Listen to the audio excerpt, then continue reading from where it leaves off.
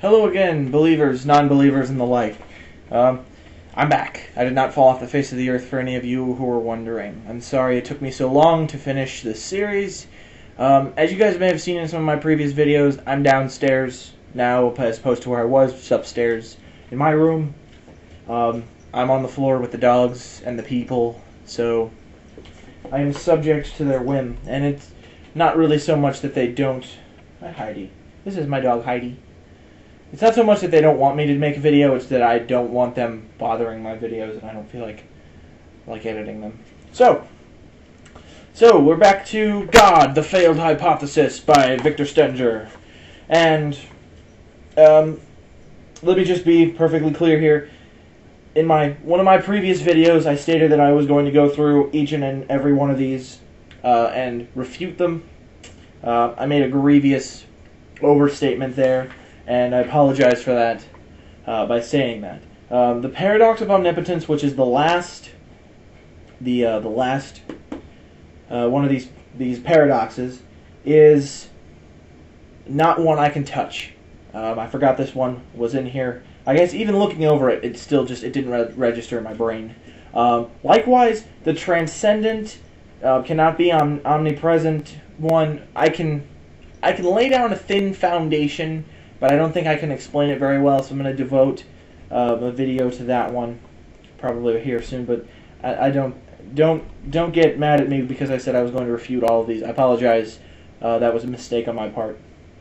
The one I'm going to do right now is the second to last, which is a personal being cannot be non-physical.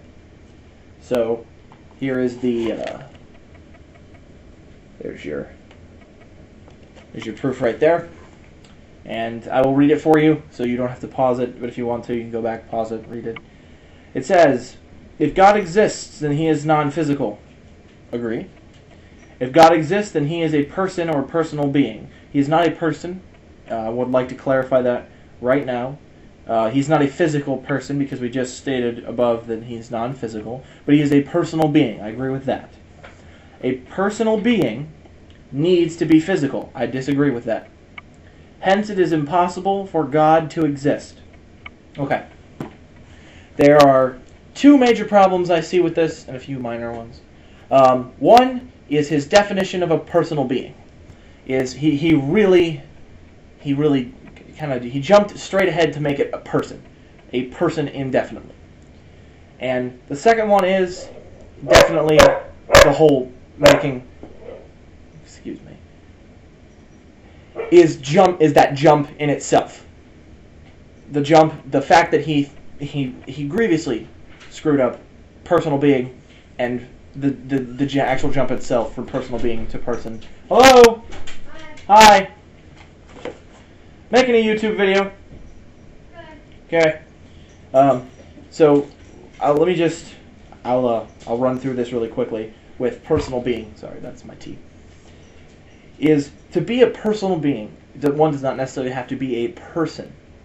When he says person, the definition is not really very obvious. He equates the two as basically the same thing. A person is a being in and of itself, so I don't really understand. I don't know if he means a physical being, because a consciousness is not necessarily a person because it's not physical, but then it would be impossible for a person to be non-physical. But a consciousness is not physical, and it is how we define persons. Plural, persons. So a person can't really be physical entirely, so long as it's a consciousness. So the thing I have is, with a personal being, it is a being that connects with other persons on a deeper level, like a personal level. And God, being a being that created a universe with the capabilities to have intelligent life, capable of seeking after him, leaving his fingerprint to show us he exists, leaving us his word, sending his son, is an interaction on a personal level, allowing prayer and worship, another personal interaction between us and him. So he is, in fact, a personal being without being physical, definitively. Hey. Can I help you? Okay. Sister. So he can be a personal being without necessarily being a person. He is a consciousness, so far as the definition goes. But to be a person, that's a little sketchy. Sorry, Mr. Stenger, but I don't really know what he means by person. He says the actual way that this is completely written out is if God exists, he is non-physical. If he exists, he is a person or personal being. A person or personal being needs to be physical, and I disagree with that. I disagree with that because if I define myself as a person and without consciousness, why then am I a person? If I have no consciousness, if I just am, I am, but I'm not me. We don't define a person by what they have. We define them by what they are. I can lose my arm, and I'm less physical, but I'm no less a person. You see where the problem lies with that.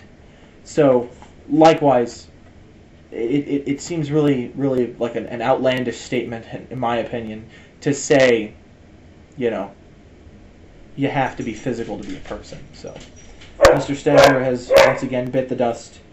So we are down. How many is that? We are down. All virtuous is down. We did moral agency, problem of evil, and perfect creator. So I nailed all those out. And now we have a personal being cannot be non-physical. So Stenger is 6. I believe that. No, 5. He's 0-5. And he's going to win one on the omnipotence. I'm not going to cover that, but in my next video I will do transcendent being cannot be omnipresent. Thank you, and good night. Peace.